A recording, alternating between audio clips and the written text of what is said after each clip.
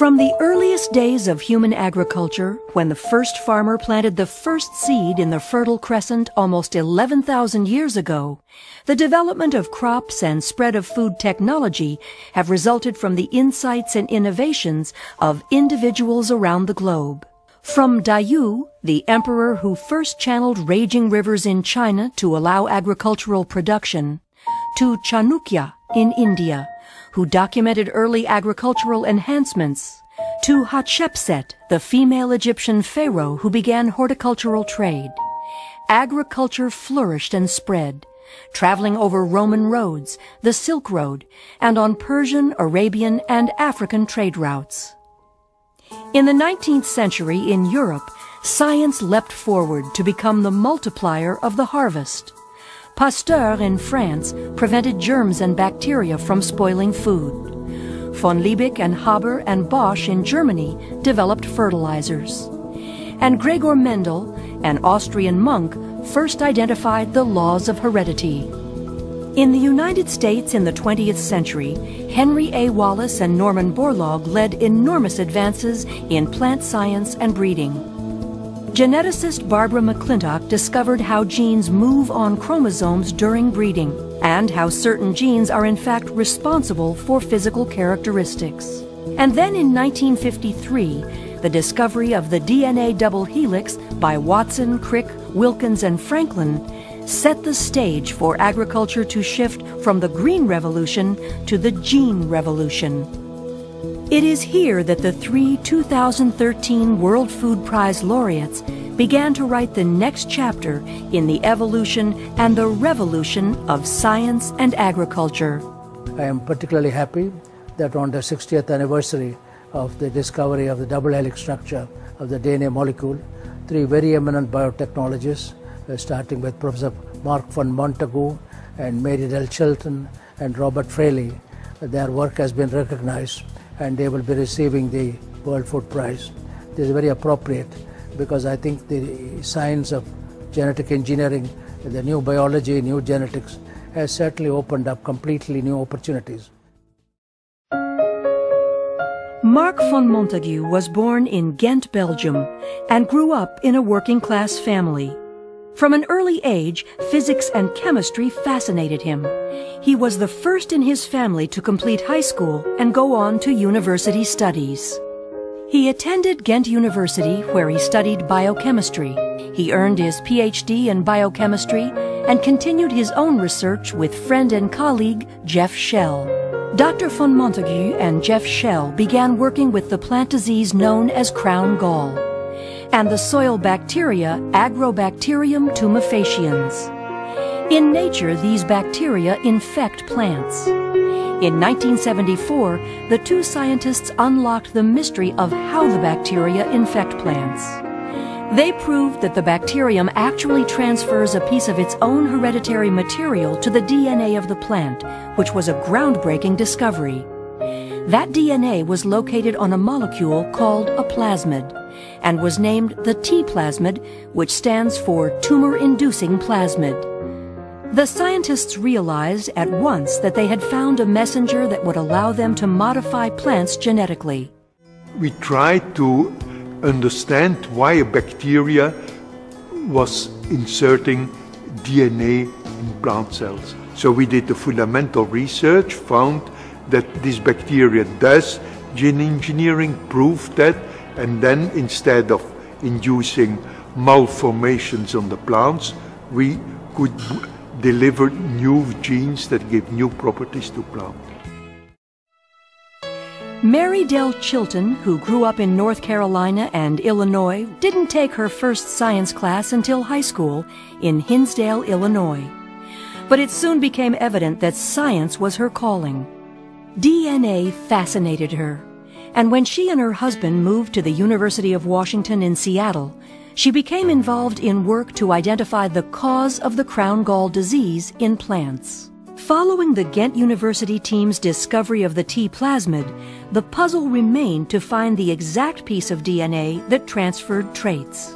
Dr. Chilton, along with Milton Gordon and Eugene Nestor, constructed a brute force experiment involving everyone in their lab to, over a 48-hour period, test smaller pieces of the T plasmid. They discovered that one small piece of the T plasmid, now called tDNA for transfer DNA, was in fact responsible for transferring the genetic information from the bacteria to the plant. They had discovered the how aspect of gene transfer. Dr. Chilton continued her molecular biology research at Washington University in St. Louis. Accepting a faculty position there in 1979, 3 years later her team harnessed the gene transfer mechanism of agrobacterium to produce the first transgenic tobacco plant. In a real sense, the process that you use for genetically engineering a crop plant is a natural one. We learned it from nature. We learned it from agrobacterium, a little bacterium that did this before we ever discovered it.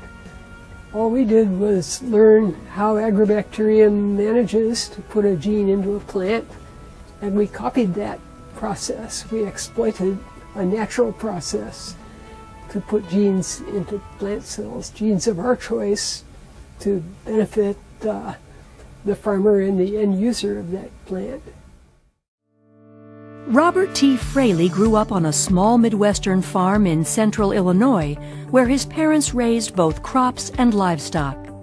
As a young child, Rob was fascinated about how things worked, from machinery to plants and animals, and knew early on that he wanted to spend his life exploring science. Dr. Ernie Jaworski recruited him to join Monsanto as part of a small team, including Rob Horsch and Steve Rogers, focused on developing a gene transfer system for plants. The breakthrough occurred in 1982 when the team discovered how to delete the disease-causing genes in Agrobacterium tumefaciens, but leave the transfer mechanism intact so that new genes with desirable traits could be introduced and expressed in plant cells. The plant cells could be regenerated into whole plants. In the early days, petunia and tobacco plants, and it was shown that subsequent generations would inherit the new genes in their offspring. Rob continued his work leading the Monsanto R&D team, focused on a variety of crops with the vision of widespread farmer accessibility to improved biotech seeds.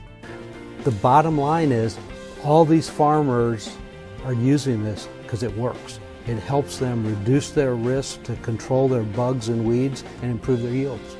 I feel really privileged, and I think for me it's just the beginning of a wave of innovation that's going to be so important for agriculture.